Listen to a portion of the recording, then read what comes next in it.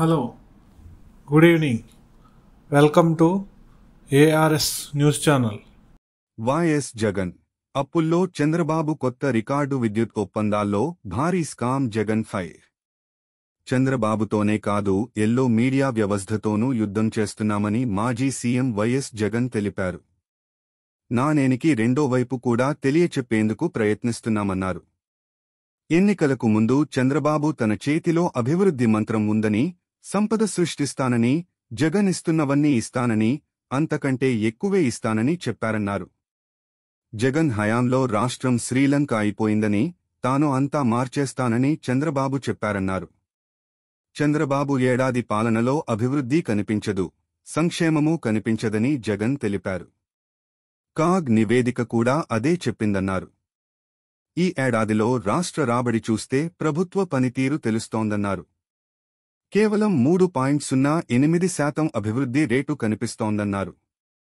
ప్రజల కొనుగోలు శక్తి తగ్గిందనడానికి ఇదే నిదర్శనం అన్నారు. దేశ సగటుతో పోలిస్తే ఇది చాలా తక్కువన్నారు. చంద్రబాబు పనితీరు ఎంత దారుణంగా ఉందో చెప్పడానికి ఇదే ఉదాహరణ అన్నారు. గత వైసీపీ ప్రభుత్వంలో పోలిస్తే 30% ఎక్కువ అప్పులు చేసిన రాష్ట్రంలో ఎక్కడా అభివృద్ధి కనిపించడం లేదని జగన్ ఆరోపించారు. మూలధన వ్యయం చూసినా వైసీపీతో పోలిస్తే -17%తో దారుణంగా ఉందన్నారు. ఈ డబ్బులన్నీ చంద్రబాబుతో పాటు ఆయన గజదొంగల ముఠా జేబుల్లోకి వెళ్తోందన్నారు. చంద్రబాబు రాష్ట్రాన్ని అతలాకుతలం చేస్తున్నాడన్నది దీంతో తేటతెల్లం అవుతుందన్నారు. గతంలో 5 ఏళ్లలో తాము 3,32,671 కోట్ల అప్పు చేస్తే చంద్రబాబు ఈ 12 నెలల కాలంలోనే ఏకంగా 1,37,564 కోట్ల అప్పు చేశాడన్నారు. ఇది వైసీపీ పాలనతో పోలిస్తే 41% అదనంగా ఉందన్నారు. అమరావతి కోసం చేసిన రుణాలు 31,000 కోట్లకు చేరుకున్నాయన్నారు. ఏపీఎన్డీసీ పరిధిలో గనులపై 9,000 కోట్ల అప్పు చేశారన్నారు. రాష్ట్ర ఖజానాపై ప్రైవేటు వ్యక్తులకు హక్కు కల్పించిన ఘనత చంద్రబాబుది అన్నారు.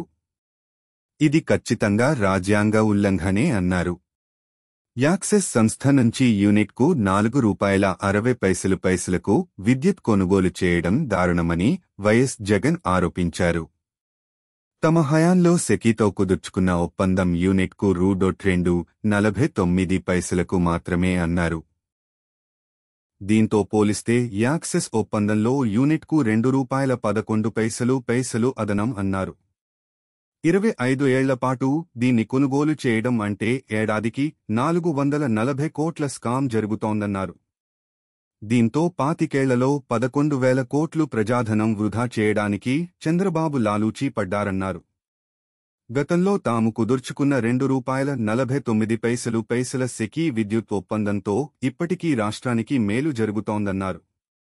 కానీ చంద్రబాబు ప్రభుత్వం వచ్చినప్పటినుంచి ఎన్టీపీసీ సహా ఇతర సంస్థలతో చేసుకున్న విద్యుత్ ఒప్పందాల్లోనూ సగటున యూనిట్కు ₹3.53 ఖర్చవుతుందన్నారు. దీంతో పోల్చినా తాజాగా యాక్సిస్తో చేసుకున్న ఒప్పందంతో కనీసం 6,000 కోట్ల నష్టం జరుగుతోందన్నారు. అయినా చంద్రబాబు ప్రభుత్వం వక్రభాష్యాలు చెప్తోందన్నారు. ఊరు పేరులేని ఉర్సా సంస్థకు విశాఖలో ₹3,000 కోట్ల విలువైన భూములు ఇవ్వడం కంటే పెద్ద స్కామ్ ఉందా అని జగన్ ప్రశ్నించారు. విశాఖలో ఓ మాల్ కట్టడానికి 2,000 కోట్ల విలువైన భూమిని లులుకు ఇవ్వడం కూడా ఇలాంటిదే అన్నారు. రాష్ట్రంలో ప్రస్తుతం ఇసుక, లిక్కర్, మట్టి మాఫియా చెలరేగిపోతున్నాయన్నారు. రాష్ట్ర ప్రభుత్వానికి రూపాయి ఆదాయం రాకుండా 1,000 కోట్లు దోచేస్తున్నారన్నారు. 80 లక్షల టన్నుల ఇసుక తాము వేసవి కాలంలో స్టాక్ పెట్టేవారమని, 2 నెలల్లో దీన్ని కూటమి ప్రభుత్వం ఊడ్చేసిందన్నారు.